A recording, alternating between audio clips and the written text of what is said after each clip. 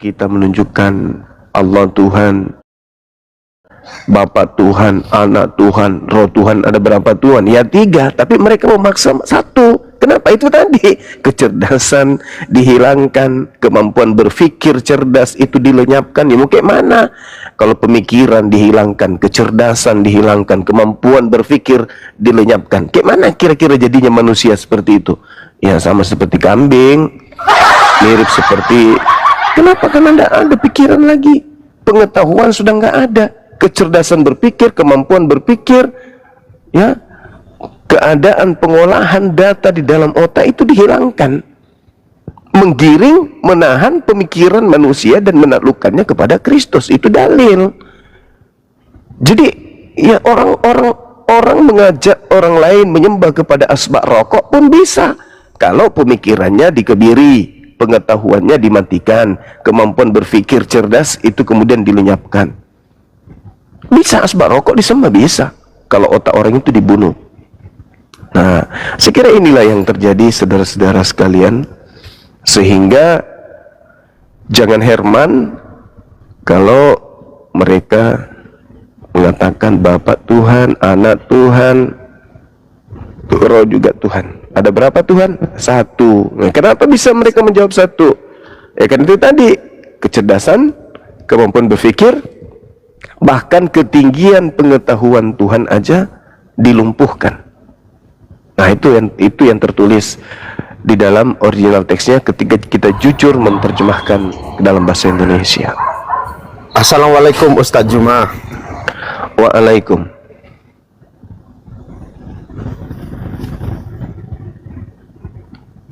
Silakan Bang. Ya, silakan. Kebenaran. Bakal ada di sini. Tuhan ada di bawah. Ustadz Arif. Ada cloud. Cakiran lagi yuk. Ayo. Terima kasih Gunda. Oke, silakan ya, kita uji lagi kapasitas berbahasa Indonesia yang baik dan benar. Apakah apa yang disampaikan tentang dari Korintus tadi oleh Gunda, ternyata apakah fungsi otaknya berlaku dalam mengenal Tuhan? Kebenaran untuk saya ajak untuk mengenalkan saya Tuhannya, sampai detik ini pun saya menjadi goblok. Silakan ayo, kenalkan saya siapa Tuhanmu, siapa ini Master of Kalam, what is Kalam? Silakan, ayo cekran lagi. Iya ya. Saya sebenarnya kesini mau belajar tentang Islam, mau dapat hidayah. Ini mbok ya, kalau kita bicara Alkitab lagi, ya saya kan ya sudah belajar lama, jadi kayaknya nggak perlu diajar. Biar saya dapat hidayah begitu loh. Al-Quran itu, Bung. Ya, silakan. Bung, Al-Quran itu petunjuk dan pelajaran bagi orang yang bertakwa. Haza bayanul linnas wa hudaw wa mau'idatul lil muttaqin. Al-Quran itu petunjuk kepada manusia, pelajaran bagi orang-orang yang bertakwa. Anda tidak bertakwa, bagaimana Anda bisa menjadikan Al-Quran sebagai petunjuk? Tidak bisa.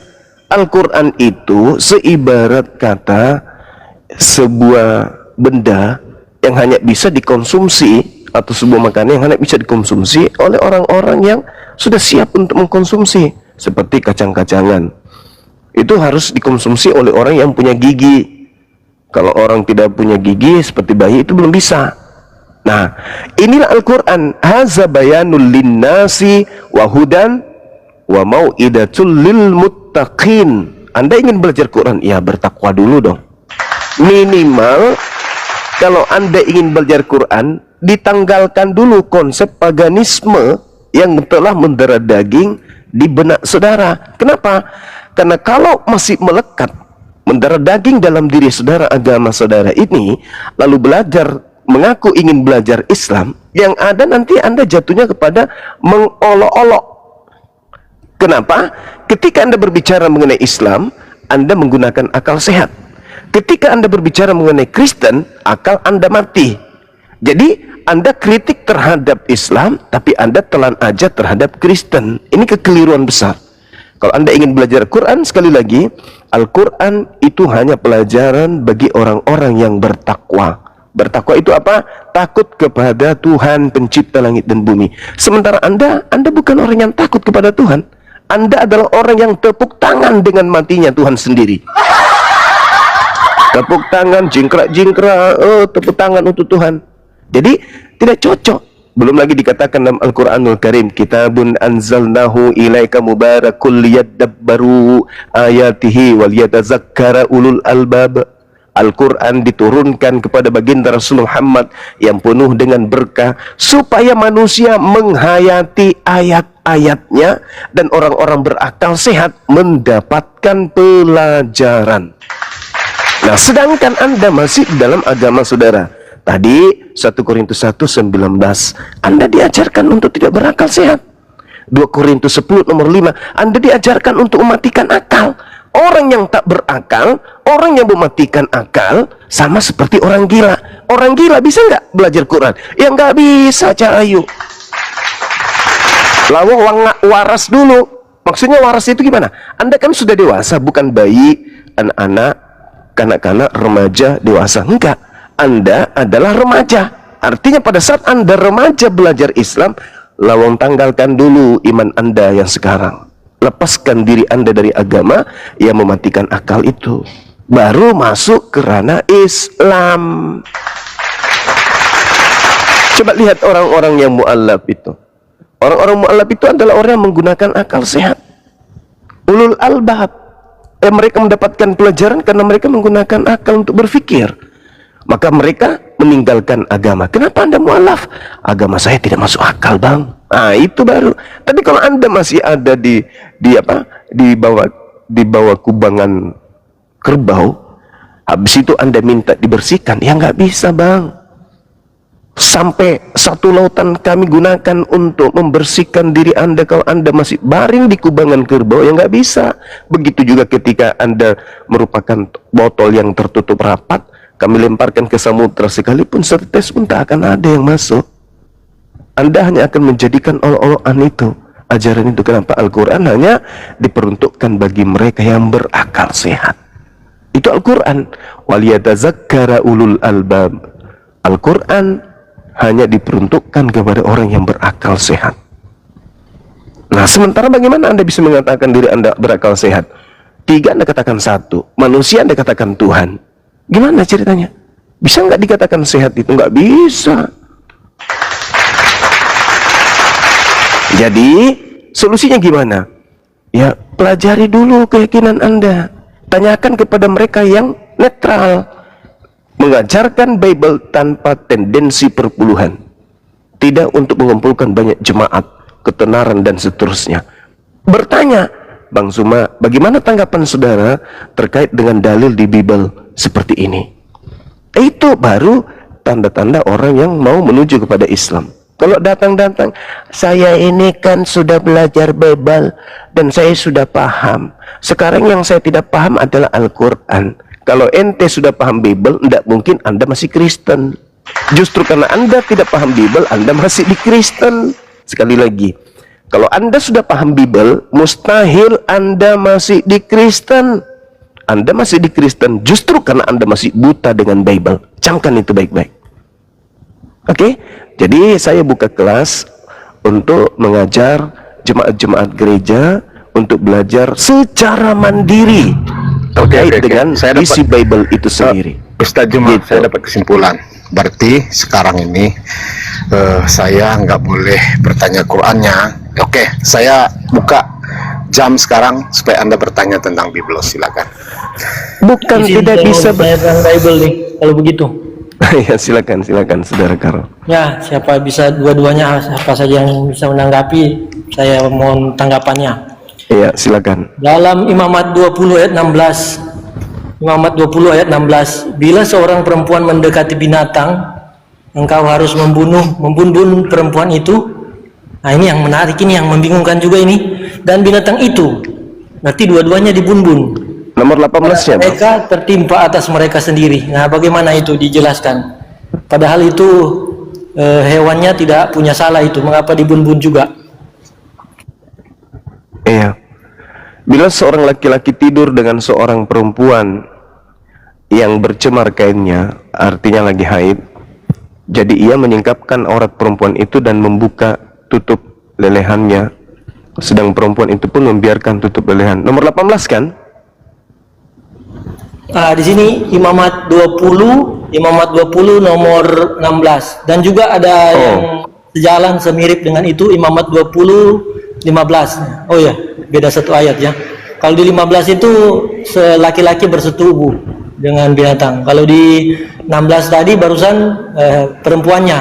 Oke. Yang saya bingungkan itu sekali lagi, kok hewannya juga sama-sama dibun-bun, padahal hewan tidak punya salah. Nomor 15-nya itu, Bang. Bila seorang laki-laki, dan 16-nya bila seorang perempuan. Artinya gini, kalau kita melihat manusia itu kan, kalau dalam Islam ya, sebagai muslim yang ditanya, di Islam itu kan fa'alhamaha fujuraha wa taqwaha. Manusia itu memiliki dua keadaan. Manusia itu bisa berlaku jahat dan bisa berlaku baik. Dia bisa berani terhadap hukum Tuhan dan bisa juga takwa, takut kepada hukum Tuhan. Itu potensi, apapun agamanya. Mau dia pendeta di depan kita, dia berkhutbah berapi-api, tapi di belakang layar bisa jadi dia maksiat.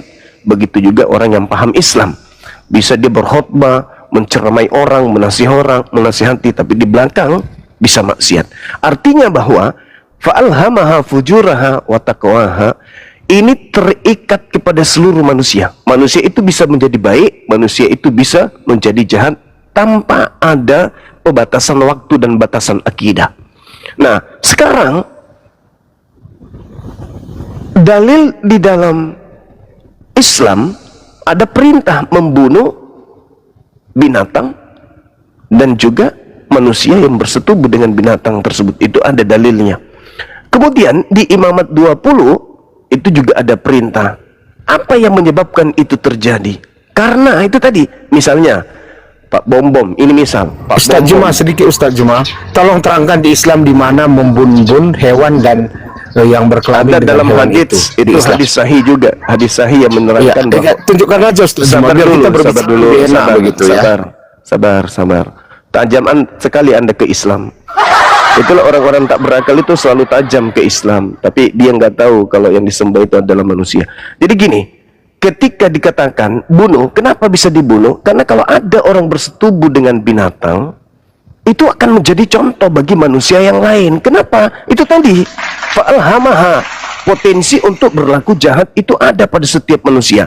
Misalnya nih, ada orang menemukan bersetubuh dengan binatang, itu akan termenset dalam pemikiran. Jangan-jangan itu bisa menjadi habit. Apa itu? Kebiasaan. Maka orang-orang yang juga punya potensi itu melakukan hal yang sama. Kenapa? Karena tidak diberikan efek jerah terhadap pelaku pertama. Dikatakan bahwa si fulan menyetubuhi binatang, akhirnya dia ketagihan. Orang yang lain itu akan berpotensi melakukan hal yang sama. Kenapa? Sama-sama punya potensi untuk melakukan maksiat. Fa'alhamaha fujuraha wa taqwaha. Nah, karena itulah kemudian dibunuh supaya menjadi contoh kepada yang lain agar tidak melakukan perbuatan yang lain yang sama. Makanya dalam Islam itu pencuri potong tangan. Kenapa pencuri dipotong tangannya? Supaya ketahuan, ini potong tangan pasti mencuri. Orang lain tidak akan mau mencuri. Kenapa? Karena tidak ingin kehilangan jari tangannya. Ini hikmat yang terjadi dalam hukum atau syariat, baik yang datang kepada Nabi Musa maupun yang datang kepada Nabi Muhammad. Nah, berbeda dengan saudara master ini, Mr. Cupu ini, di keyakinannya ya banyak orang menikah dengan babi juga ada dan dibiarkan aja. Itu karena memang mereka sudah mematikan akal menuju kepada ini. Itu yang terjadi, saudara Carol.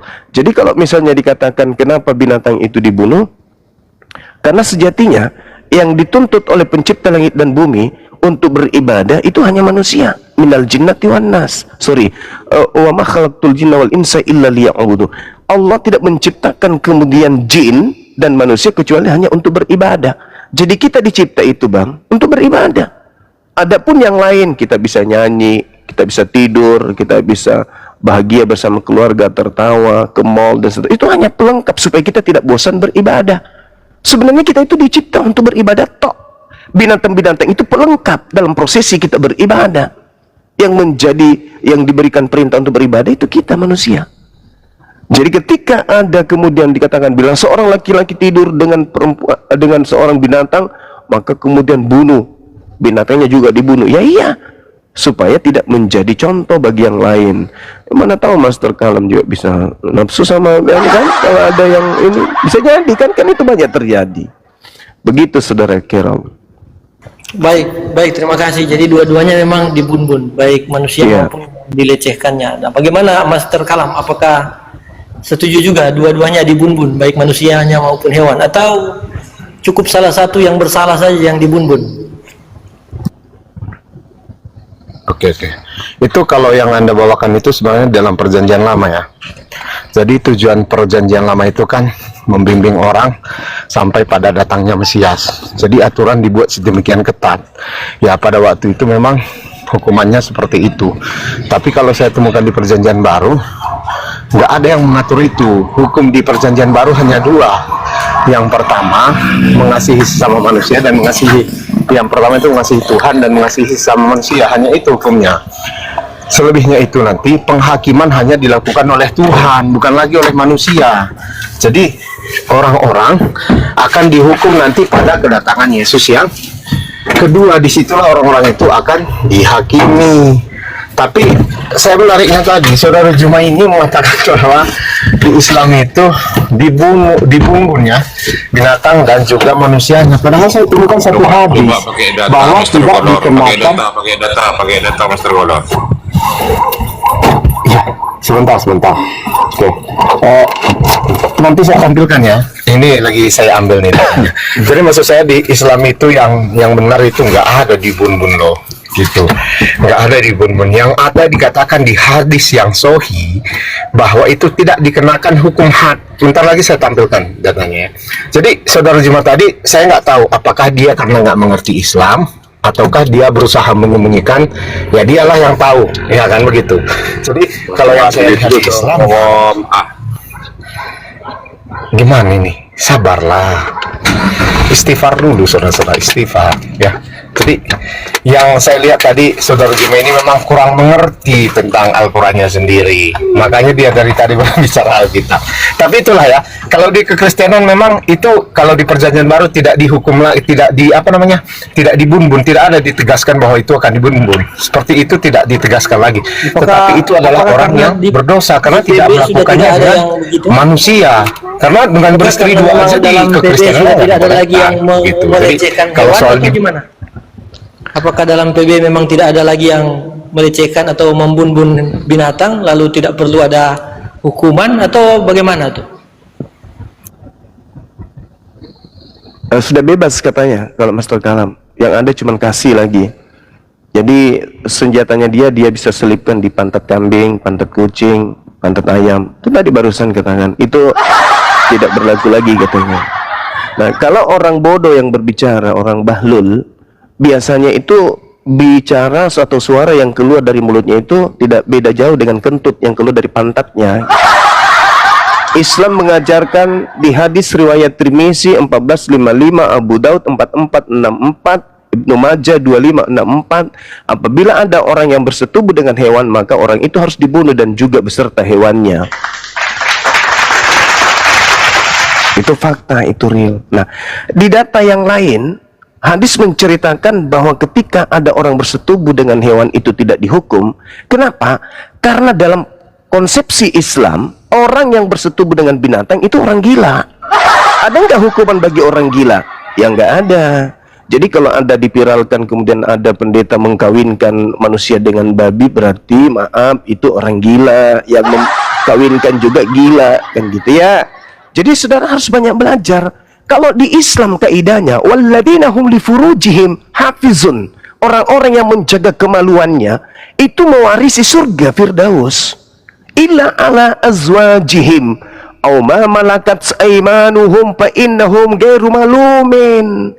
Kecuali terhadap istrinya. Berarti selain istrinya itu tidak bisa masuk surga. Itu dalil Quran. Makanya kalau berbicara mengenai akidah Islam, Saya melihat orang Kristen, khususnya Master Cumi ini, itu seperti dia berbicara, apa yang keluar dari mulutnya sama persis nilainya dengan apa yang keluar dari pantatnya. Tidak ada nilai bagi umat Islam. Tidak ada nilai. Lalu kemudian ketika dikatakan oleh dia bahwasanya di agama Kristen itu begini, di dalam agama Yesus itu tidak. Hei saudara, Mr. Cumi, ajaran Yesus itu bukannya melemahkan hukum Torah. Justru hukum yang Yesus ajarkan itu adalah ajaran yang jauh lebih berat daripada hukum Torah. Hanya saja kamu itu bukan pengikut Yesus. Bukan, kamu itu pengikut Kristus, makhluk yang merangkak keluar dari liang kubur. Dan itu bukan Yesus. Kalau Yesus itu kau ikuti, berat sekali. Aku berkata kepadamu, kata Yesus, jika hidup keagamaanmu tidak lebih benar daripada hidup keagamaan ahli Taurat dan orang Farisi, sesungguhnya kamu, wahai ahli cumi, Master Cumi, kamu tidak bisa masuk ke dalam kerajaan surga. Kamu telah mendengar setiap orang yang marah terhadap saudaranya harus dihukum. Siapa yang berkata kepada saudaranya kafir harus dihadapkan ke mahkamah agama, dan siapa yang berkata kepada saudaranya jahil harus diserahkan ke dalam neraka. Itu ajaran Yesus, tuyul. Ajaran Yesus itu, sabar bang, ajaran Yesus itu semakin berat, bukan semakin ringan aja dan kasih, yang penting kasih Indomie pret, masuk ke gereja nyanyi-nyanyi, masuk ke pret. Ajaran Yesus itu katanya, kalau kau berkata bodoh, berkata jahil kepada saudaramu, maka kau akan masuk ke dalam neraka. Itu ajaran Yesus. Datang kau, oh enggak ini ajaran Yesus itu yang penting kasih. Nenekmu kiper, mana bisa. Mengikuti ajaran Yesus itu Anda harus menjadi muslim yang taat. Memandang wanita pun haram hukumnya. Berbicara menggosipin orang haram hukumnya. Itu ajaran Yesus. Lawang situ seenak perut ngomong, seenak dewe. Ajaran Yesus itu nggak ada lagi yang kayak begitu. Ajaran Yesus itu yang penting kasih matamu suwe. Kau itu sekali lagi Mr. Cumi, bukanlah pengikut Yesus. Kau itu pengikut Paulus, penyembah makhluk yang keluar dari kuburan. Kau harus sadar itu. Makanya kalau berbicara, tolong dinilai dulu. Ini yang keluar dari mulutku ini, apa nilainya sudah lebih bagus dari kentutmu? Gitu saudaraku ya. Jadi kau berpikir dulu baru berbicara, jangan asal ngomong gitu. Ajaran Yesus itu lebih berat dari ajaran ahli Torah, lebih berat daripada ajaran orang Farisi. Ajaran Yesus itu untuk masuk ke dalam surga. Maka aku berkata kepadamu, jika hidup keagamaanmu tidak lebih benar daripada hidup keagamaan ahli Torah, orang-orang Farisi, sesungguhnya kamu tidak akan masuk ke dalam surga. Baik dari penjelasan yang saya dengarkan tadi, dari Master tadi, dalam PL dua-duanya dibun-bun, baik manusia maupun binatangnya.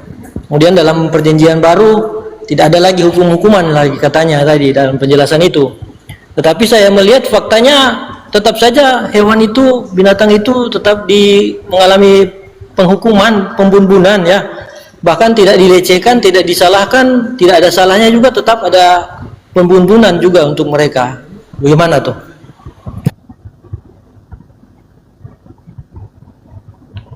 Ya, ini pertanyaan kepada siapa bang? Kepada Master saja. Ya, dia nggak berakal, gimana ceritanya?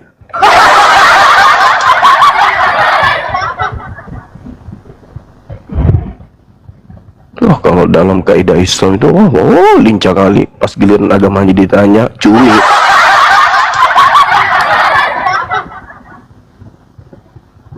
Jawab itu. Silakan Master Golor, dibuka mute-nya Master Golor. Ya, oke teman-teman ya. Gini. Sebenarnya kalau kita berbicara kekristenan, bukan seperti cara berpikir saudara Cuma ini. Saya memaklumi karena dia kan bukan seorang Kristen. Lagi pula dia kan susah untuk memahami sesuatu secara konkret. Jadi memahami Alkitab sebenarnya ya, yang perlu ditekankan dulu, ini saya mengajari dulu ya teman-teman di sini ya. itu harus Anda pahami sesuai dengan ide dari teks. Jadi memahami ide dalam teks itu memang diwajibkan sebenarnya dalam segala hal, terutama dalam hal ilmiah. Jadi Anda harus mencoba memahami apa yang ingin disampaikan oleh teks, bukan apa yang ingin Anda sampaikan ke dalam teks gitu. Kalau saudara Jumaini kan dari dulu dia kan kebiasaannya kan memang seperti itu, berusaha memasukkan ide-idenya ke dalam teks-teks tersebut. Jadi misalnya teks mengatakan A, dia bernarasi B karena dia memasukkan idenya ke dalam teks, sehingga makna daripada teks tersebut menjadi kabur, menjadi tidak jelas, kan begitu. Jadi ini tips yang pertama supaya hari ini teman-teman di sini semua mendapat ilmu gitu loh, bukan hanya mendapat pepesan kosong. Jadi yang pertama dulu coba Anda cerna apa maksud dari teks itu, bukan apa maksud Anda membaca teks begitu loh ya. Jadi saudara Jumaini saya maklum aja, apapun narasinya saya maklum karena dia tidak bisa memahami ide dari teks tersebut. Coba pertanyaan sama Kristenmu ini dijawab Master Golor. Ini yang bertanya sama Kristen bukan Bang Zuma. Silakan dijawab. Waduh. Oke. Sebentar, bisa diulang pertanyaannya tadi? Saya nggak kabur tadi. Ya, baik. Terima kasih sekali lagi ya. Jadi dalam PL itu dua-duanya dibun-bun, sudah diterima. Memang manusianya dan binatangnya dibun-bun.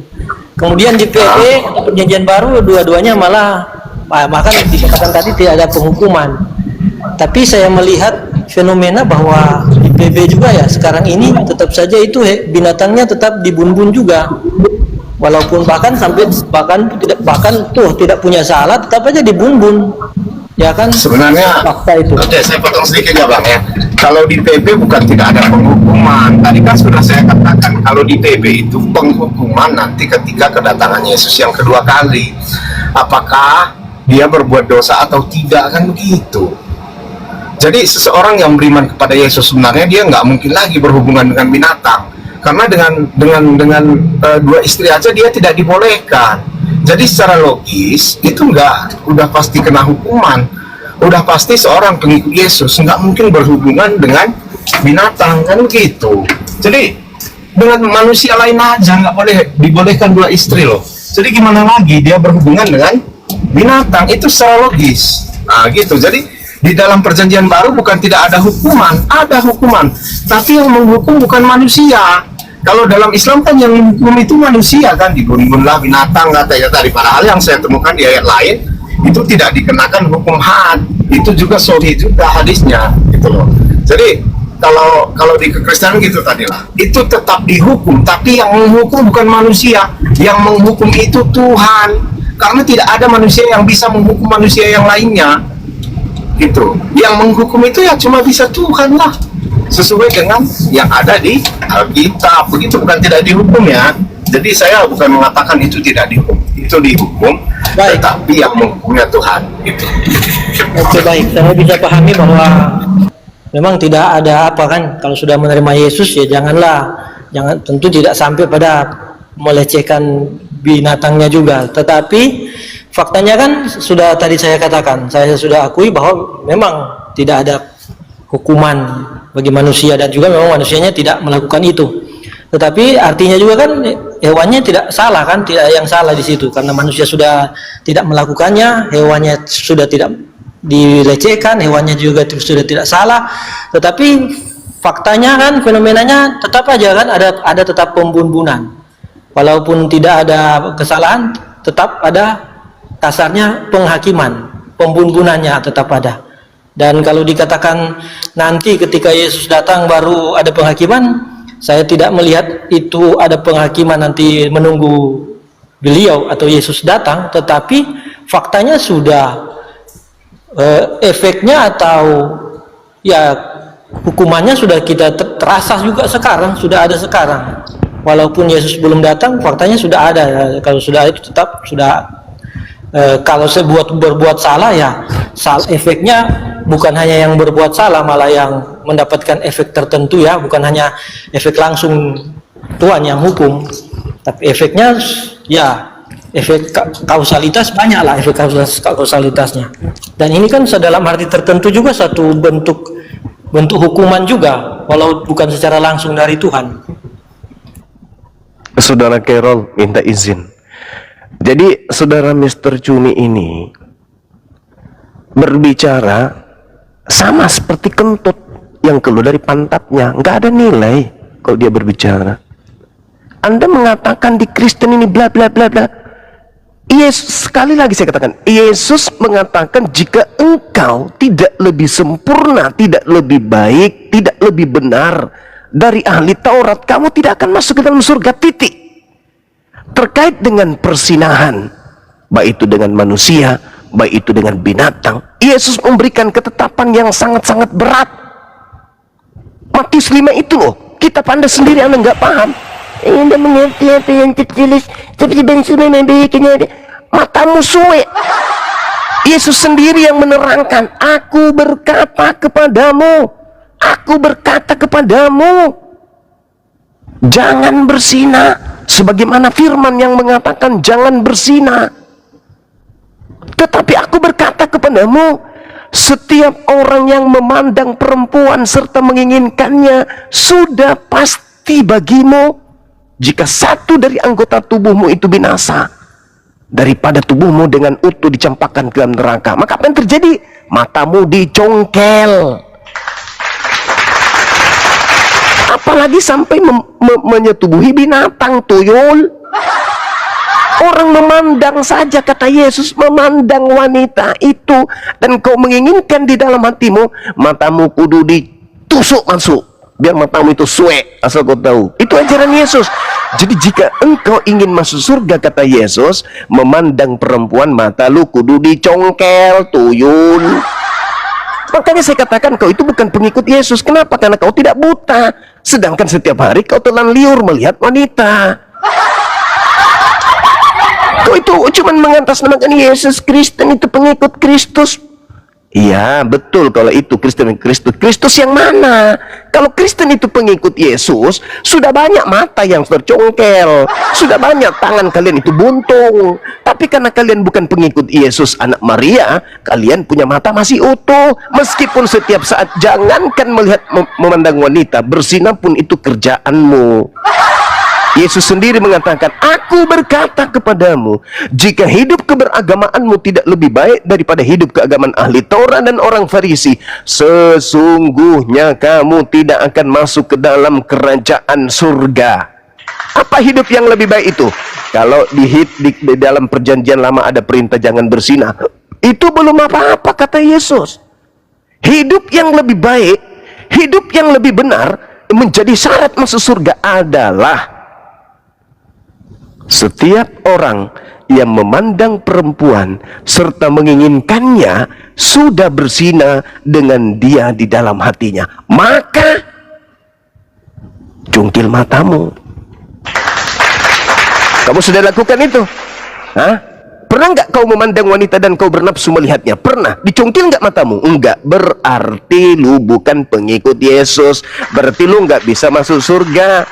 Makanya di Islam itu dikatakan, la taqrabuz zina, jangan kau mendekati zina. Artinya kita tidak boleh memandang wanita dengan nafsu, karena itu sudah termasuk zina mata.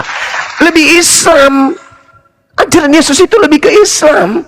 Lawang kamu di dalam Galatia 3 nggak ada lagi perempuan, nggak ada lagi laki-laki, laki-laki perempuan sama semua boleh, semua halal.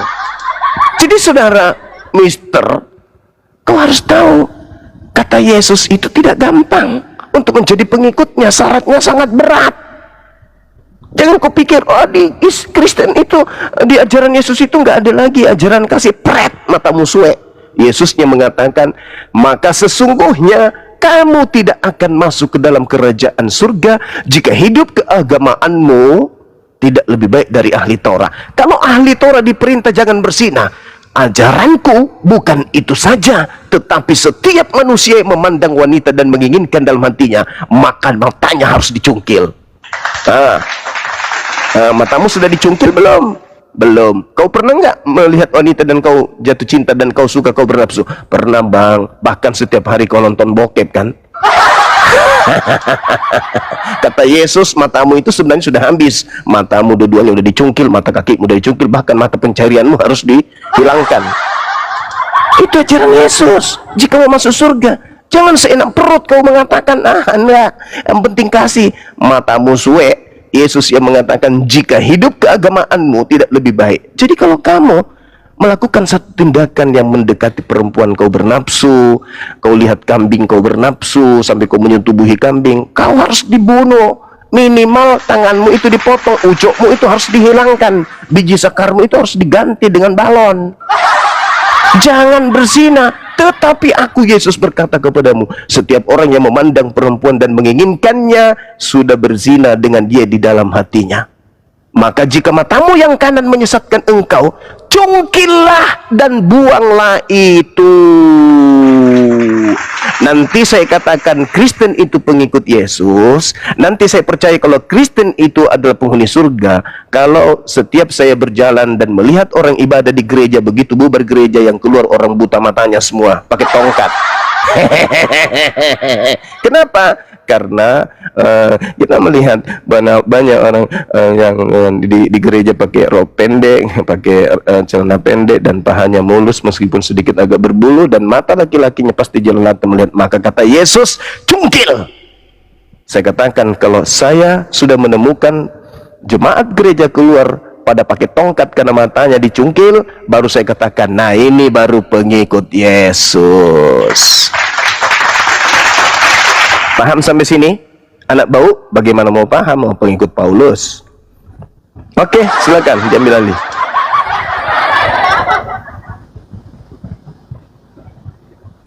Ya, silakan Master Ganar.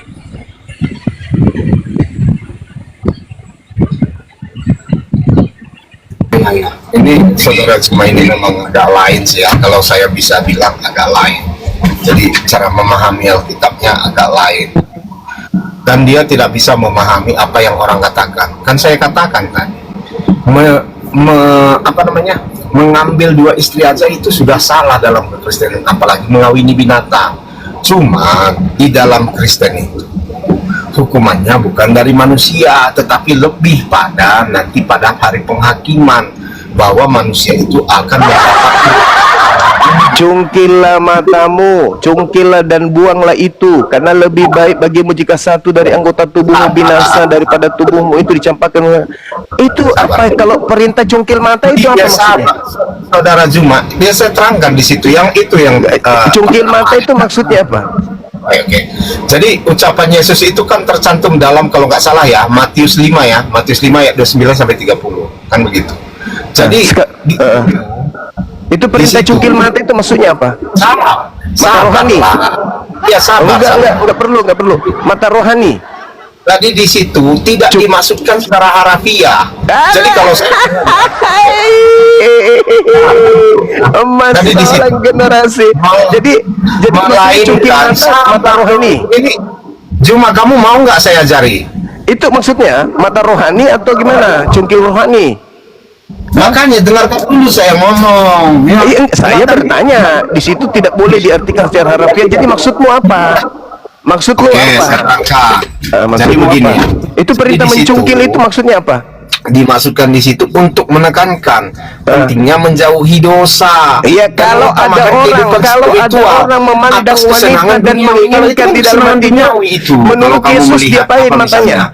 Melihat.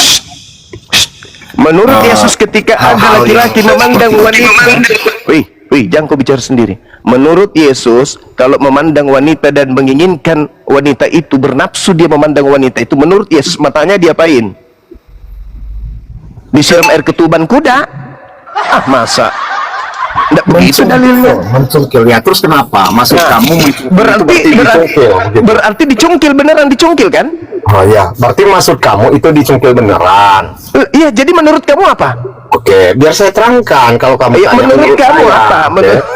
Jadi di situ itu kan mata itu melambangkan sarana untuk melihat hal-hal yang memicu hawa nafsu di situ kan.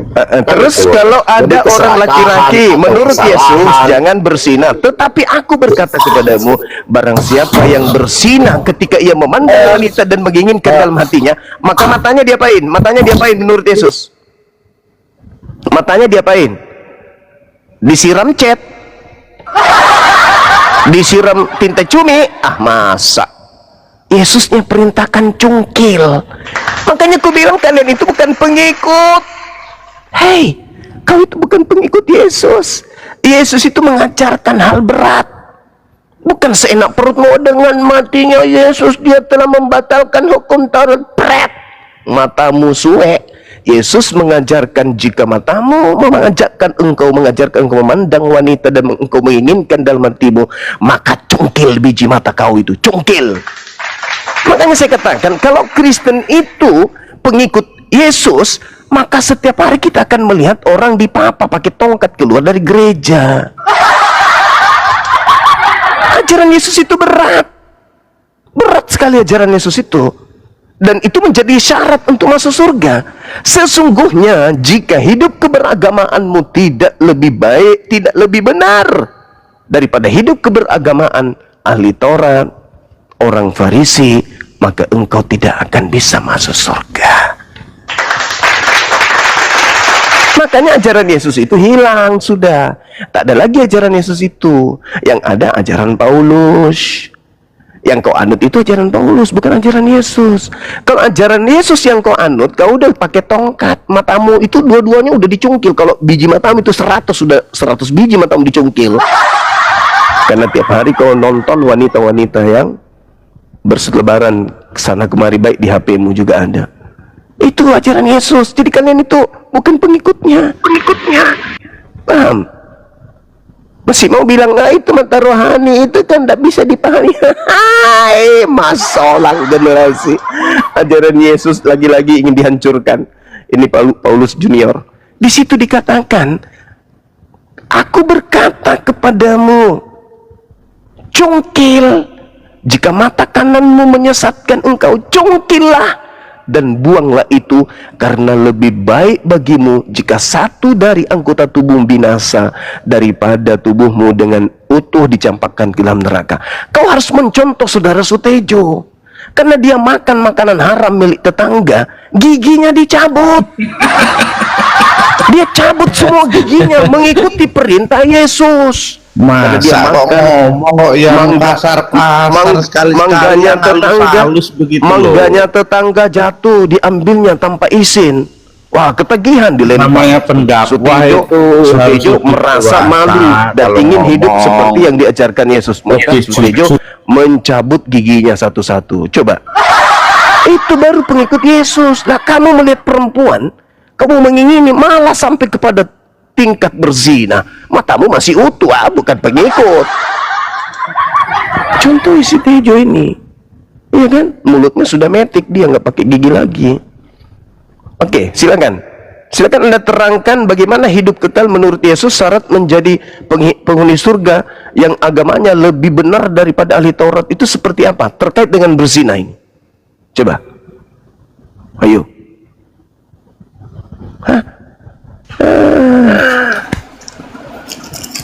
Ya di mana-mana itu ya, orang kalau beragama itu ya pasti melakukan apa yang diperintahkan, itu sudah pasti. Nah, terus kenapa Kristen tidak ada yang cungkil mata kalau kalian pengikut Yesus?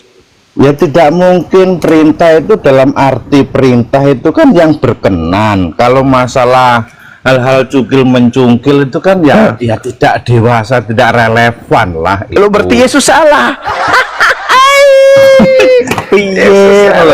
Yesus kamu disalah-salahin sama Sutejo, padahal mulutnya udah metik loh, nggak pakai gigi lagi dia. Orang ngono bang, orang ngono. Saenake dhewe kan jelewet dos, udah jelas-jelas dikatakan cungkil. Maka jika matamu yang kanan menyesatkan engkau, apa kata Yesus? Cungkil. Bukan dibelikan kacamata riben, tapi dicungkil. Masa kaya ngono to kan? Masa kaya ngono, saenake dhewe. Yesus mengatakan apa? Kutanya dulu saudara, kata Yesus, kalau memandang wanita dan menginginkan wanita tersebut dalam hati, solusinya apa menurut Yesus? Jika hidup yang lebih benar dari ahli Taurat, mata diapain?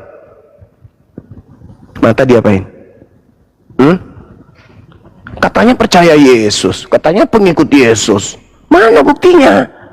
Mana? Bukti ini kan Yesus itu diakui sebagai Tuhan. Tidak ada Yesus diakui sebagai Tuhan untuk masuk surga. Justru diakui sebagai Rasul. Yohanes 17 nomor 3 baru bisa masuk surga. Kata Yesus, jika aku berkata kepadamu, kalau hidup keagamaanmu tidak lebih benar daripada hidup keagamaan ahli Taurat dan orang-orang Farisi, sesungguhnya kamu tidak akan masuk ke dalam kerajaan surga. Kata Yesus, syarat hidup lebih baik agamanya daripada ahli Taurat, memandang wanita dan menginginkan wanita itu sudah berzina. Solusinya untuk mata apa? Menurut Yesus, untuk masuk surga. Yang Mata dia apa itu kalau matanya yang salah ya harus memang betul harus dicungkil mulanya. Dicungkil. Dicungkil. Pertanyaan saya kepada saudara, apakah seluruh Kristen di dunia ini itu tidak pernah memandang wanita dengan nafsu? Jawab dengan jujur. Oh, yang beriman tidak, tapi yang tidak. Yang beriman tidak. Yang beriman yang beriman tidak. Betapa banyak kasus pendeta pastor kemudian, aduh, kita dengarkan mereka melakukan sesuatu tindakan yang melanggar yang tadi, tapi mereka tidak dicungkil matanya. Kenapa? Karena mereka bukan pengikut Yesus. Coba tunjukkan di data Dukcapil, ya, statistik setiap tahun tingkat perceraian di Kristen itu akibat persinahan itu melonjak. Tunjukkan satu orang Kristen yang dicungkil matanya gara-gara bersinah. Ada nggak? Tidak ada. Kenapa? Karena kalian bukan pengikut Yesus. Syarat masuk surga menurut Yesus, kalau lihat perempuan dengan nafsu, mata diapain, Bang Tejo?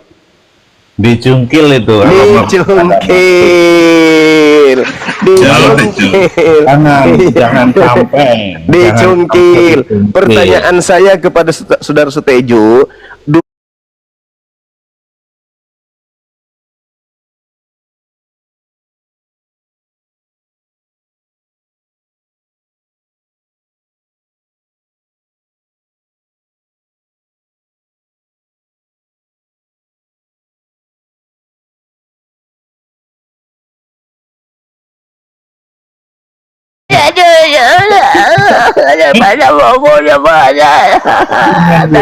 jelas.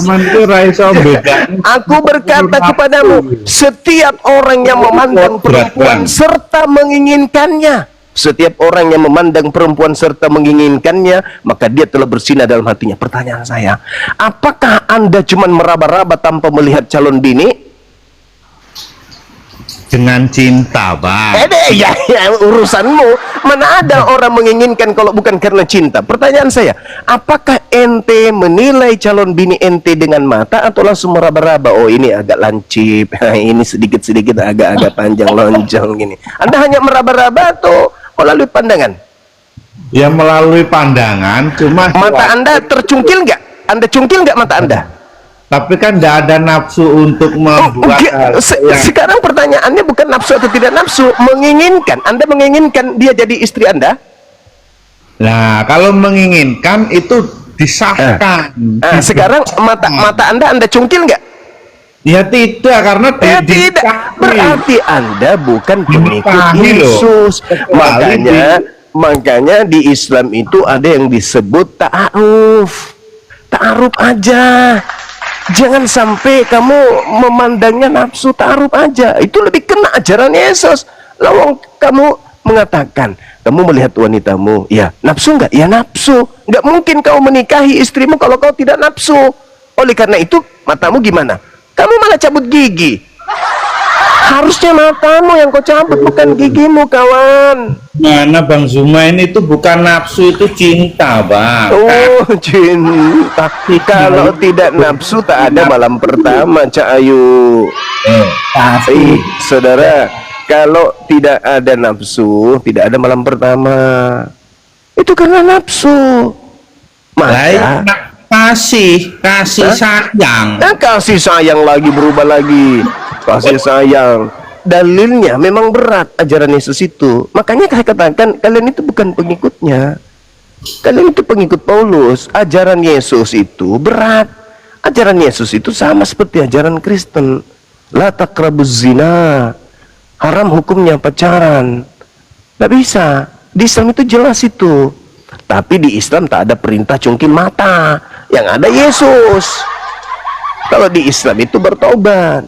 Nah, kalau di kalian cungkil mata. Sekarang untuk menjadi pengikut Yesus, ketika hati menginginkan seorang wanita, kata Yesus, colok matamu, colok. Colok. Kalau kamu, kalau saudara Sutejo agak segan untuk colok mata, izinkan saya colok. Mau nggak saya bantu colok matanya?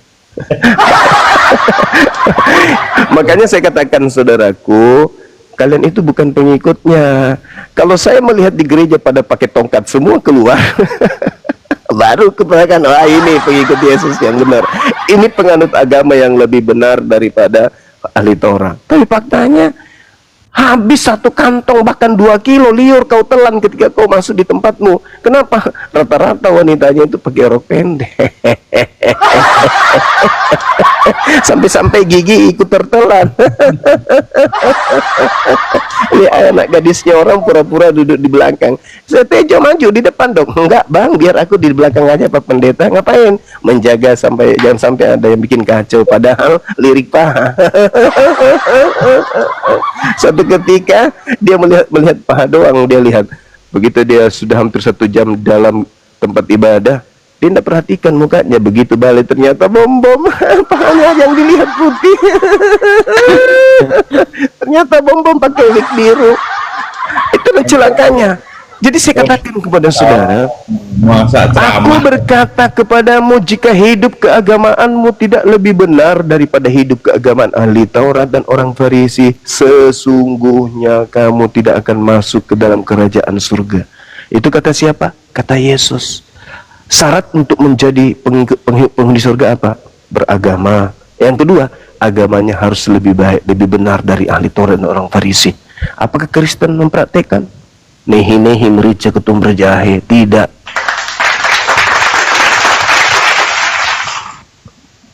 Begitu kawan. Berat ajaran Yesus itu. Tidak seenak perut, oh kami ini pengikut Yesus. Salah. Kristen itu bukan pengikut Yesus, tapi pengikut Kristus. Nah, kalau pengikut Kristus, hati-hati. Karena Yesus mengatakan Kristus palsu. Ada Kristus palsu yang menyesatkan banyak orang. Nah, sekarang untuk membuktikan Kristen yang ada di Indonesia ini pengikut Yesus atau bukan, lihat tempat ibadahnya. Banyak nggak orang buta di situ? Nggak ada orang buta di sana. Sesuci itukah orang Kristen sampai mereka tidak pernah memandang wanita dan menginginkan dalam hatinya? Semunafik itukah bang? Bukankah gigi sudah habis gara-gara telah liur lihat wanita? Sampai kaki mata nggak dicungkil. Berarti kalian bukan pengikut Yesus. Sederhana kok itu kawan. Oke, sekira begitu Saudara Tejo. Nanti besok hari atau hari Senin depan Anda bisa kirim video atau foto Anda dan tuliskan di Bang Suma, mataku udah kucungkil. Nah, baru saya katakan Sutejo adalah pengikut Yesus. masuk akal belas sama gila. Nah, kok nggak masuk akal belas? Dalil Matius 5 nomor 20 sampai nomor 35 Anda baca tuh. Jika hidup keberagamaanmu tidak lebih benar dari ahli Taurat, sesungguhnya kau tidak akan masuk surga. Nah, ada firman berkata jangan berzina. Tetapi aku Yesus bukan hanya berzina doang, bahkan memandang wanita dan menginginkan di dalam hati kalian, itu wajib hukumnya matamu dicungkil. Tuh, itu ajaran Yesus. Tuh kalau tidak lebih waktu itu bang, kalau di hukum Taurat itu orang-orang Yahudi kan tidak percaya dengan adanya Yesus sebagai nabi atau sebagai Tuhan. Nah, sekarang Anda percaya?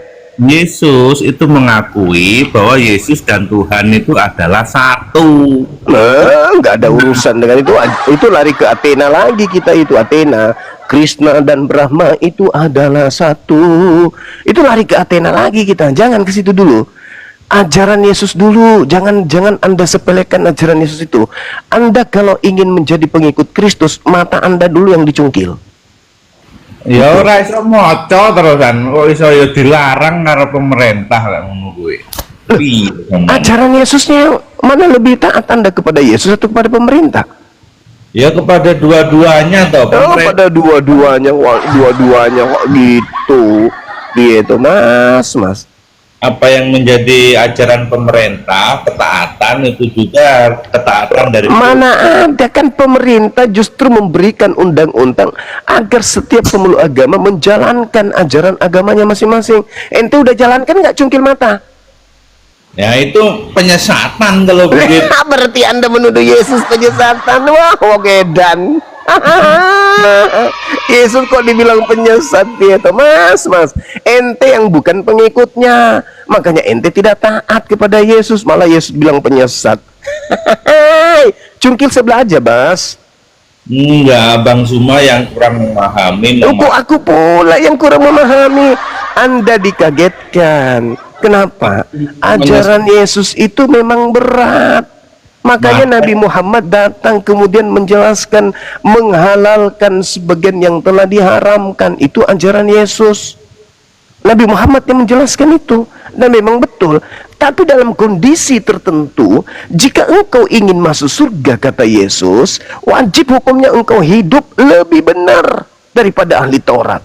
Bukan hanya sekedar jangan berzina, jangan memandang wanita dan mengingini dalam hatinya. Berat itu, Bang. Aku nggak bisa jadi pengikut Yesus. Berat itu. Nah itu, jangan Anda mengatakan Yesusnya penyesat. Jangan. Jangan. Caranya seperti itu. Ya, Kok nggak mungkin? Itu persyaratan masuk surga menurut Yesus. Ketika memandang wanita, mata diapain menurut Yesus? Ya kalau memang meta menyesatkan, lebih baik dia tidak punya mata. Lebih parah, lebay kali nggak. Wah, mata. Orang diminta cungkil aja nggak mau, ini nggak mau punya mata, dada aja. Inilah kalau sudah kepepet kayak gitu. Yesus menjelaskan, jika engkau ingin hidup masuk surga, syaratnya hidup keberagamaanmu itu harus lebih benar. Nah, kalau dalam Torah jangan berzina. Kalau hidup yang lebih benar dari itu apa? Jangan kau memandang wanita dan mengingini dalam hatimu. Kapan kau memandang dan mengingini dalam hatimu, matamu diapain? Tapi kan saya tidak memandang wanita dan mengingini. Aduh, munafiknya. Lawang pantat waria aja kamu suka lihatnya. Pantat waria aja kau suka memandangnya.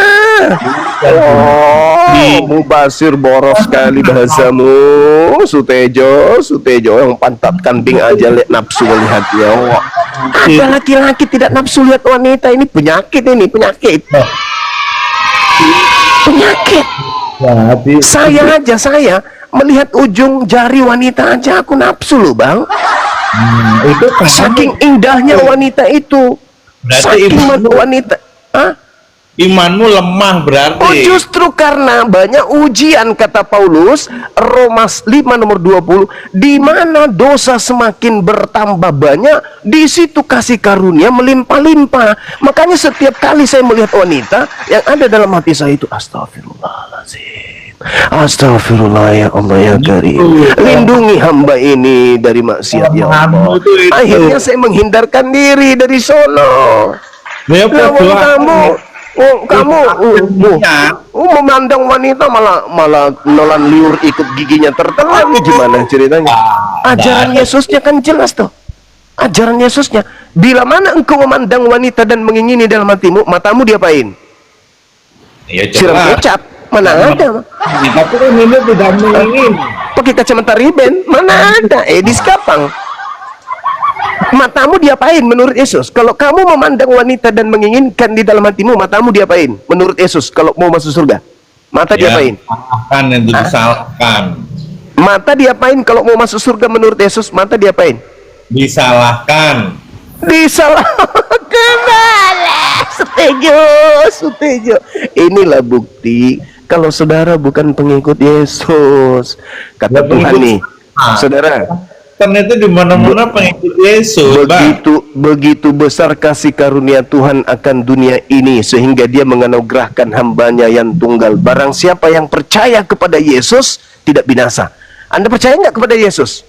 Percaya, Bang. Kalau Anda memandang wanita dan mengingini di dalam hatimu, menurut Yesus matamu diapain? Ya, dicungkil. Kalau pintar sekali. Sekarang sejak Anda dewasa, dengarkan saudaraku Sutejo, sejak Anda dewasa sampai sekarang, pernah nggak Anda memandang wanita dan Anda menginginkan dalam hati Anda? Pernah istri dijadikan istri. Selain istri. Ya cuma seperti mandang orang di pasar. Dasar homreng. Kalau kamu tidak bernafsu dan tidak menginginkan di dalam hatimu ketika engkau memandang wanita, berarti kamu itu LGBT. Orang itu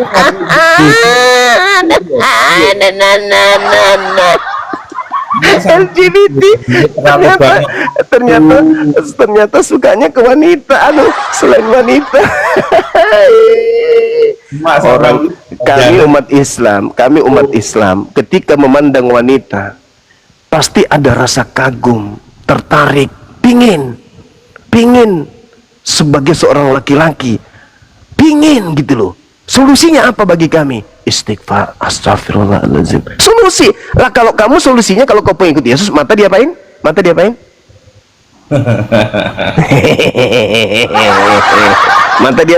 Kalau mau jadi pengikut Yesus, mata diapain?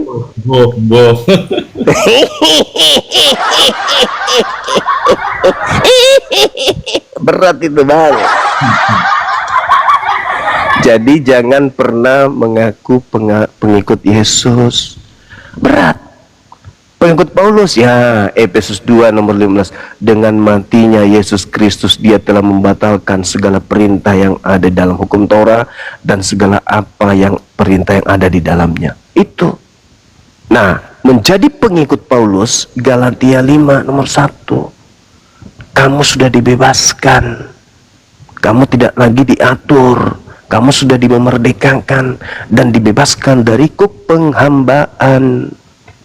Itu kenapa kalian bebas, tidak mengikuti ajaran yang Yesus katakan, jika kamu mengambil barang orang, penggallah tanganmu. Tuh, kenapa kalian masih utuh tangannya sementara kalian selalu mengambil barang orang? Misalnya, karena kalian bukan pengikut Yesus, kalian pengikut Paulus yang membebaskan segala aturan main.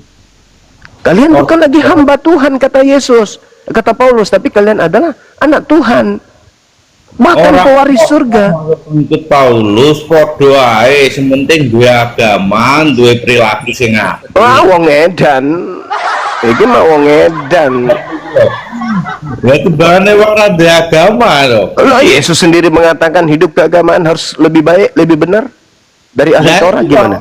Jadi pengikut Paulus itu lebih baik karena dia adalah saksi daripada Yesus Kristus. Nah, sekarang Yesusnya mengatakan kalau kamu memandang wanita, matamu dicongkil. Kalau Paulus enggak lagi kan?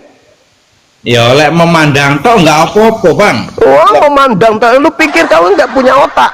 Udah rusak berarti otakmu memandang wanita yang seksi, tapi kamu hanya seperti memandang seekor kambing. Wah, munafik. Wanita itu kalau dipandang betul-betul lah menggugurkan segala tasbih, menggugurkan segala zikir. Kalau kau normal, tapi kalau kau tidak normal, ya emang tidak.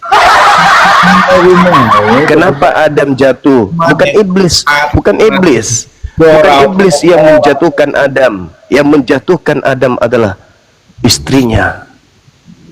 Karena wanita itu makhluk terindah yang dicipta oleh Allah.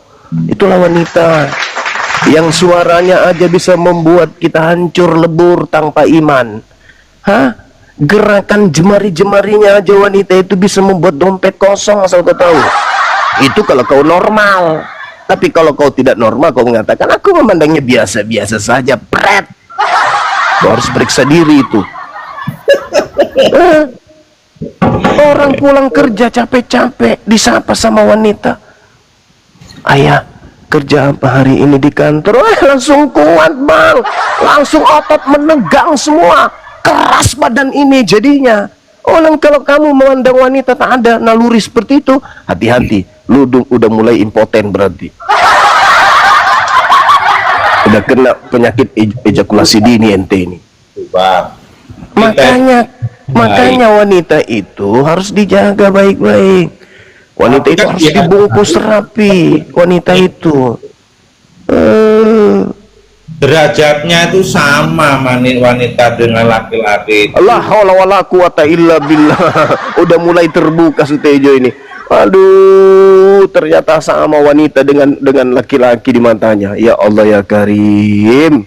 Masolang generasi. Betul-betul lah. Aduh.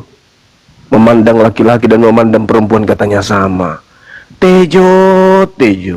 Pantaslah kemudian gigimu habis karena sering kemasukan benda tumpul.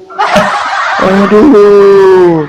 Zamanku lo sering dijaduk-jaduk. Benda tumpul selalu nak berat gigi makanya habis gigi lo. Aduh, biasanya benda lunak harusnya kalau laki-laki. Ini benda tumpul habis gigi ditabrak. Ternyata kamu mempersamakan, memandang laki-laki dengan wanita itu sama aja. Ya Allah. Pantasan bini lu lari, Tejo.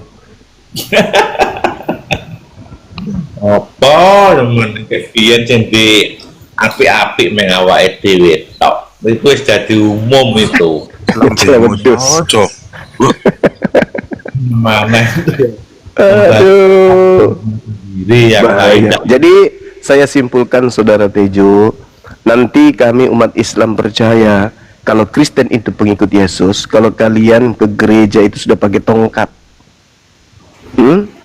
dipapas Ya, sama betul. anak istri gitu. Ya, Jadi betul. berbaris. Kalau di gereja itu sudah mulai ada rel atau ada khusus jalan untuk orang buta, baru wah ini pengikut Yesus ini. Benar-benar mereka ini adalah pengikut agama yang lebih benar dari Torah. Kenapa? Tuh banyak orang yang selingkuh, matanya dicungkil gara-gara mereka memandang wanita lain selain istri mereka dengan nafsu. Itu buktinya mereka adalah orang-orang taat. Jadi kalau di gereja itu sudah penuh dengan orang-orang buta yang dicungkil matanya kiri kanan, itu baru kami katakan, oh ini pengikut Yesus ini. Tapi kalau hanya petantang petenteng turun dari mobil gaya-gayaan berjalan dengan melenggak, habis itu nyanyi tepuk tangan gepret. Pengikut apaan? Pengikut apaan? Pengikut apaan? Sampai tai lalat dari pendetanya, dia punya tai lalat di ucoknya pendeta pun ditahu, tapi matanya nggak dicungkil.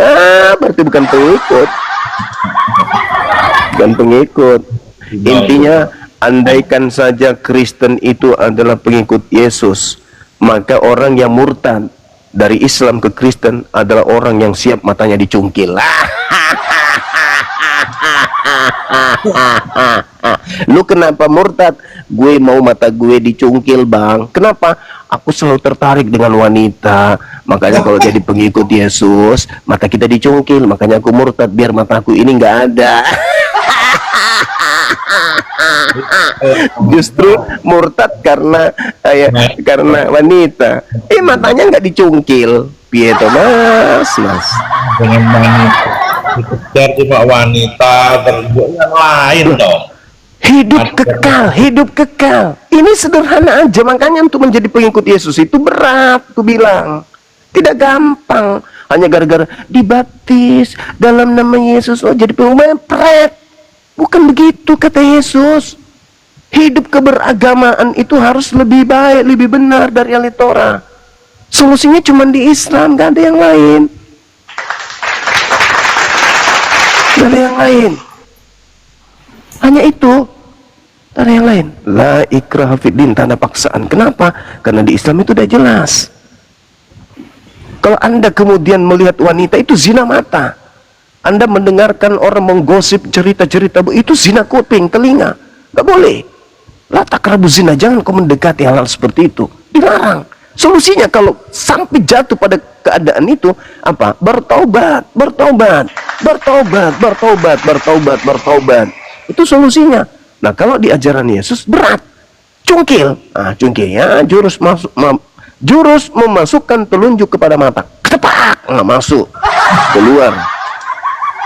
Buta. Ada nggak yang buta gara-gara dicungkil matanya? Nggak ada. Kenapa? Karena mereka ini bukan pengikut. Begitu sudah Tejo. Cobalah dalami lagi tuh Matius 5 tuh. Wes karepmu bang karepmu, yang penting sampean seneng. Makanya Yesus itu mengatakan apa kepada kalian?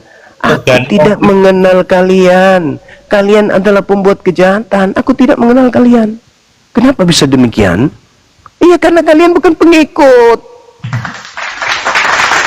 Pada hari terakhir, kata Yesus, banyak orang akan berseru kepadaku, Tuhan Yesus, Tuhan Yesus, bukankah kami dulunya membuat pakai namamu, mengusir setan, bermujizat pakai namamu? Apa kata Yesus coba? Pergilah daripada aku tidak mengenal kalian. Kalian adalah pembuat kejahatan. Itu kata Yesus tuh. Kenapa kalian hanya menggunakan namanya, tapi kalian tidak menjalankan ajarannya? Kalau kalian mengajarkan ajarannya, maka kalian, baik pendetanya, pastornya, yang khotbah maupun yang mendengarkan khotbah, orang buta semua. Kenapa pendeta Tejo hari ini tidak ke gereja, Bu? Maaf, tadi malam dia kedapatan ngintip bini orang lagi mandi. Terus matanya dicungkil. Dia lagi di rumah sakit. Nah, itu baru pengikut Kristus Yesus. Mana Sutejo, kenapa enggak ke gereja, Bu? Kami kan butuh bimbingan hari ini. Oh, dia lagi di rumah sakit. Kenapa? Dihantam bentungan sama bininya. Ngapain? Dia selingkuh. Kenapa matanya nggak dicungkil? Karena bukan pengikut. Begitu, Saudara Sutejo. Nanti besok ke gereja tanyakan, Pak, Bang Suma bilang, menurut Yesus kita tidak bisa masuk surga kalau kita tidak dicungkil semua matanya ini. Kenapa? Samping kiri kanan saya ini orang pakai paha semua kelihatan, dan liur saya udah kering nih, telan terus, Pak.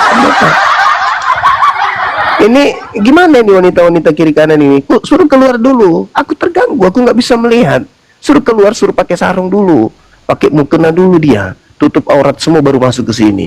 Karena kalau tidak, si Ucok marah terus ini, Pak Pendeta. Mata saya bisa dicungkil ini, kata Bang Suma. Kata Pak Pendeta, ada-ada aja kau Sutejo. Saya pun suka, saya semangat ini karena ada paha di depan. Kalau nggak ada, cuma lihat kumismu yang 13 lembar itu, mana aku semangat. Udah, biarkan aja. Tapi Bang Suma bilang, Pak Pendeta, mata harus dicungkil. Itu dulu, sekarang nggak lagi. Ngawur. Kok ngawur dalil? Ada dalil. Gak pas gue. Tadi saudara sendiri mengatakan, menurut Yesus ketika memandang wanita dan mengingini di dalam hatinya, mata diapain menurut Yesus? Artinya yang salah mata ya harus mata itu kalau lebih baik daripada menyesatkan, lebih baik dicil. Kalau memandang wanita dan mengingini wanita itu dalam hati, mata diapain? Kan cuma melihat, tidak mengingini, ya itu tidak apa-apa. Nah sekarang, apakah semua Kristen ketika memandang wanita tidak mengingini? Ya betul, karena orang-orang beriman.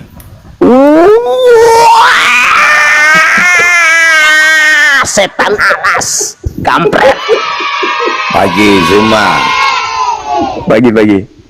ini kita ketemu lagi yang ke-7 kali nih.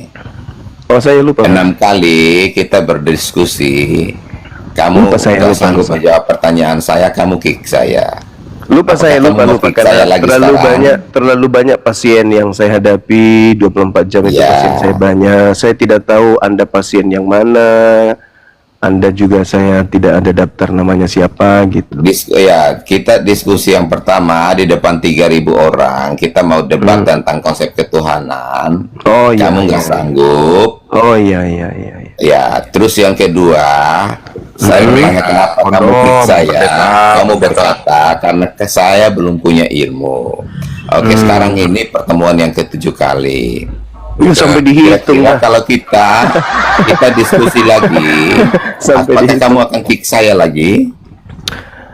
Tergantung abangku. Kalau yang lawan saya kemudian datang itu mengaku hebat, tapi ternyata dia hanya berbicara seperti kentut, Nah, pasti dikit. saya nggak pernah ngaku saya hebat.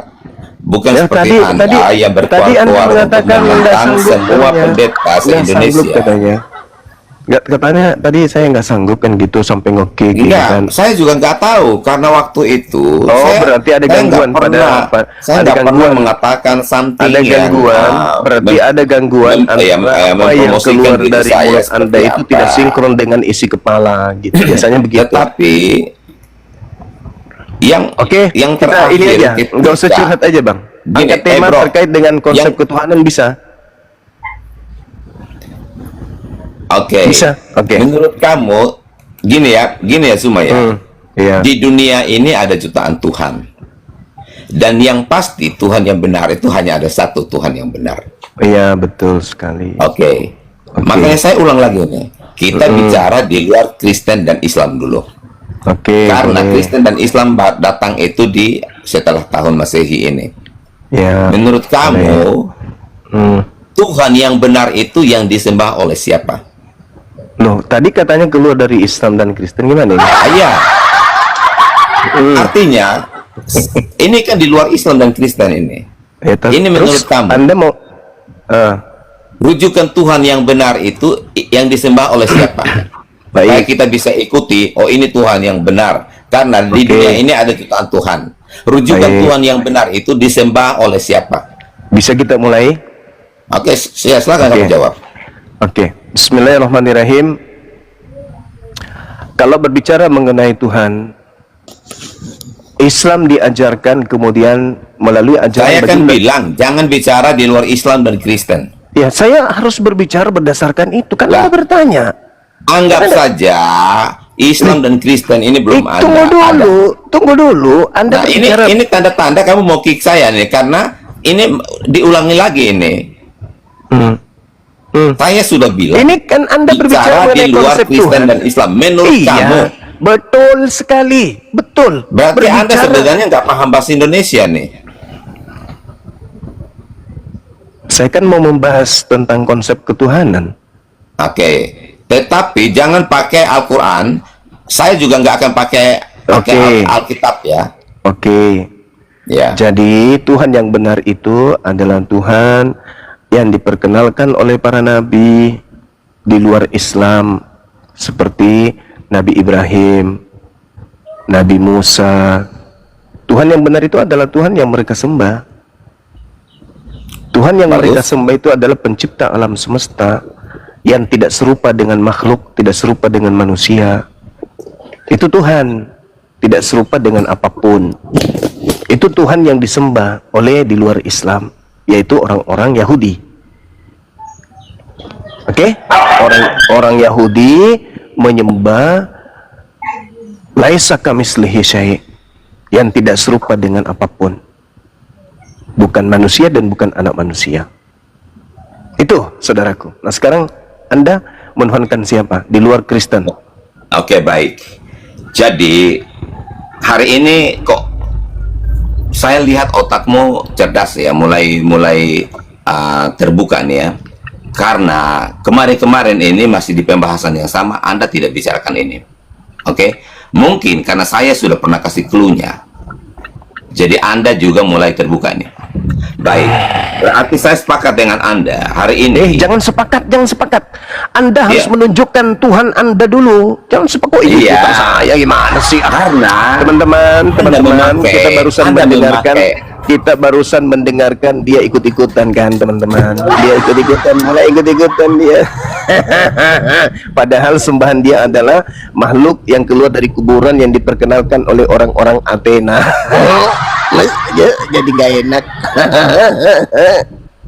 Mulai dia ikut-ikutan dengan nada sombongnya. Sebentar mas bro.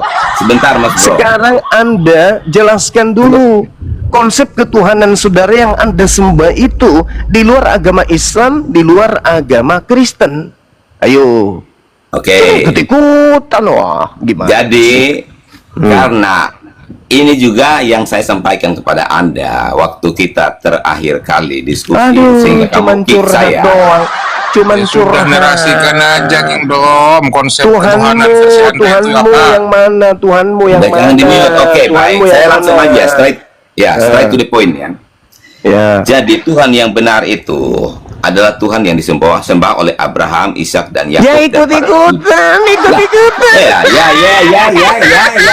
Saya kan bilang. Ikut-ikutan. Dan ini Udah, kita akan temukan bahwa Anda tidak menyembah Tuhannya Abraham, Ishak dan Yakub. Anda tidak menyembah Tuhannya Abraham, Ishak dan Yakub. Ya? Karena Kristen itu datang dari Yahudi. Yesus itu lahir dari Yahudi. Kristen datang dari Yahudi. Stop, diam. Sekarang Anda mengakui Tuhan yang kalau kamu sembah Tuhannya Abraham, Musa. Ini Abraham, Ishak dan Yakub Itu Oke. bukan nabimu. Sekarang kita bahas Hah? lanjutan level 2-nya. Oke. Level 2, level Sekarang 2. kamu menyebut level 2. Abraham, Ishak, dan level Yakub. 2 dulu, level 2. Sekarang saya lagi. Kita naik level kan? Mereka bukan asalnya dari Arab. Membuktikan bahwa kamu telah mencontek dan Diam. memang kamu Diam. telah mencontek apa yang saya sampaikan. Abraham Yahudi. Diam. Sekarang kita naik level nih. Kita diskusi, memberikan edukasi kepada yang lain. Bukan kalah menang. Ya, Oke, kenapa Anda diam. Anda diam. Dari tadi kamu Anda bicara, diam. Cluenya saya sudah belum kita bicara, dapatkan. kamu sudah potong. Cluenya kita sudah Hah? dapatkan. Cluenya sudah kita Iya. dapatkan. Lah, Cluenya lah, sudah kok kita kamu dapatkan. sendiri yang bicara terus? Tuhan itu yang Saya kita belum sembah, bernarasi ini loh. yang kita sembah Saya adalah belum Tuhan bernarasi yang loh. diperkenalkan oleh Abraham, Ishak, Yakub, Musa. Oke, udah sepakat kita Oke, di situ. mari kita Nggak usah buang validasi. waktu. Sekarang Apakah kita naik Kristen level. yang Sekarang menyembah kita naik Tuhannya level. Abraham, Ishak, dan Yakub atau Islam? Oke, kamu lanjut. Saya ikut. Diam. Kalau otak cuman secuil, diam. Sekarang kita naik level. Oke, saya ikuti permainanmu. Naik level sekarang. Al-Quran menjelaskan, Qulu amanna billah wa ma unzila ilaina wa ma unzila ila Ibrahim wa Ismail wa Ishaqa wa Yaqub wal asbati wa ma utiya Musa wa Isa wa ma utiya nabiyyuna min rabbihim la nufarriqu baina ahadin minhum wa nahnu lahu muslimun. Dan diajarkan kemudian apa yang kami sembah itu adalah Tuhan yang disembah oleh Abraham, Ishak, dan Yakub, ilaha wahida wa nahnu lahu muslimun. Tolong kau tunjukkan dalil di mana tertulis Abraham, Ishak, dan Yakub itu menyembah anak Maria. Silakan. Dari cara narasimu saja, saya bisa membuktikan di depan ada seribuan orang ini. Kamu nggak paham tentang sejarah, ya? Sejarah tentang Yesus itu datangnya kapan? Kamu tidak tahu Ini sejarah- tidak sejarahnya berbicara sama sekali. mengenai sejarah. Ini bercerita tentang konsep kamu ketuhanan bertanya- level kedua. Saya Kamu bertanya, sesuai Abraham, dengan Ishak, dan level Yakub keduanya. menyembah anak Tolong Maria. kau tunjukkan kepada saya Abraham, Ishak, Yakub menyembah anak Maria, Yesus. Mana dalilnya di kitabnya orang Yahudi? Cepat. Ternyata tidak perlu melanjutkan diskusi dengan Sumar karena dia tak paham sejarah. Lah, coba Anda bicara Abraham, Ishak, Yakub menyembah anak Maria. Kamu menyebut anak Maria.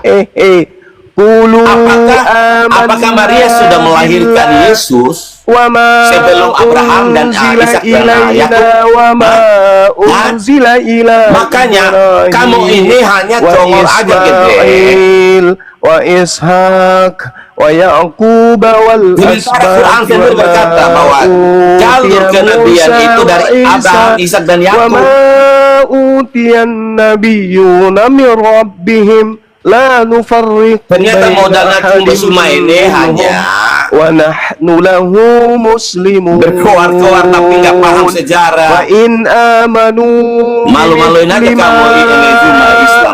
amantum bi faqad ihtadaw